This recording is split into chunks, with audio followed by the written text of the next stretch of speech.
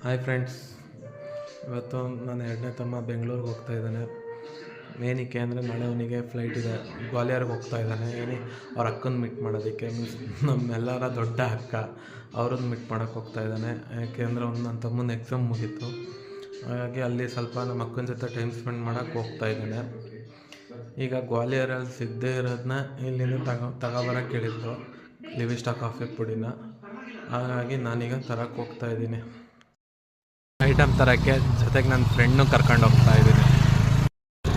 ಈಗ ಫ್ರೆಂಡ್ ಜೊತೆ ಐಟಮ್ ತರಕ್ಕೆ ಬಂದು ಐಟಮ್ ಎಲ್ಲ ತಗೊಂಡಾಯ್ತು. ಅದೇ ಟೈಮಲ್ಲಿ ನಮ್ಮಮ್ಮ ಫೋನ್ ಮಾಡಿದ್ರು, ಒಂಚೂರು ರೋಟ್ರಿ ಮಾಡಿಸ್ಕೊಬಾ ಅಂತ. ಹಾಗಾಗಿ ಕೋರ್ಟಿಗೆ ಬಂದಿದ್ದೀನಿ ರೋಟ್ರಿ ಮಾಡಿಸ್.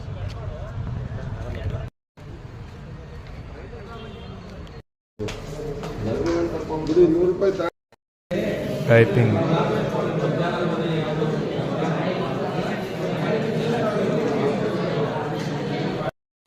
ಹೊಟ್ಟೆ ಹಸಿತಿತ್ತು.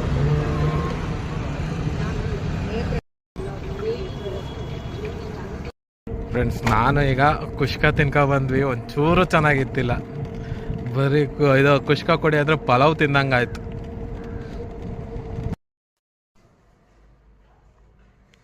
ಸೊಲ್ಲಾಪುರ ಟ್ರೈನು ಮಾಡ್ಕೊಂಡ್ವಿ. ಕಾರವಾರ ಟ್ರೈನಿಗೆ ವೇಟ್ ಮಾಡ್ತಾ ಇದ್ದೀವಿ. ಒಂದು ಬಂದು ತಾಲೂಕುಪ್ಪ ವಯಾ ಅರಸೀಕೆರೆ ಜಂಕ್ಷನ್ ಬೀರೂರು. ಎಲ್ಲರೂ ವೇಟ್ ಮಾಡ್ತಾ ಇದ್ದಾರೆ ಟ್ರೈನ್ಗೆ.